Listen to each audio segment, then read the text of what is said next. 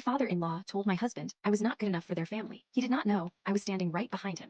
We had been together for 4 years, engaged for 6 months. The wedding was 3 months away. His family had never been warm toward me, but I always told myself I was imagining it, that I was being too sensitive, that they just needed more time.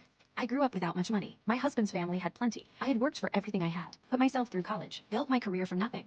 I was proud of that. We were at his parents' house for family dinner. I had spent 2 hours that afternoon making a dessert from scratch, because I wanted them to feel that I was trying. After dinner, the men went to the living room, and I went to the kitchen to help clean up. Then I realized I had left my phone on the coffee table in the living room. I walked down the hallway quietly. The living room door was slightly open.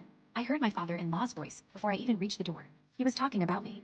He told my husband that he did not understand what he was thinking, that I came from nothing, that I would never truly fit into their world, that marrying me would be a mistake. He would spend the rest of his life paying for.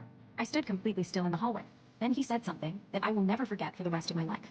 He said that a woman like me always has an agenda, that I was after their money, that I had probably planned this from the moment I met his son. I waited for my husband to say something. There was a long silence. Then I heard my husband laugh quietly and say, "Didn't you worry too much?" Not a defense, not anger on my behalf, just a dismissal. I walked back to the kitchen.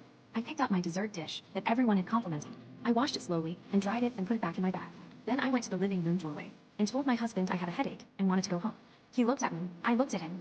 I did not say a single word about what I had heard. In the car on the way home, he reached over and held my hand. I let him. When we got home, I sat down at the kitchen table and told him calmly and quietly everything I had heard. Every single word. He went very still. He said he was sorry, that his father was old-fashioned, that he did not mean it. I told him that was not good enough.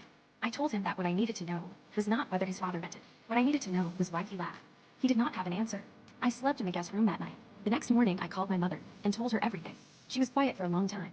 Then she said something that has stayed with me every day since. She said you can forgive someone for what they think about you, but be very careful about forgiving someone for what they do not say when it matters most. The wedding is in 3 months. My husband has apologized every day since that night. His father has not said a word to me about it, and I still do not know if I am walking down that aisle.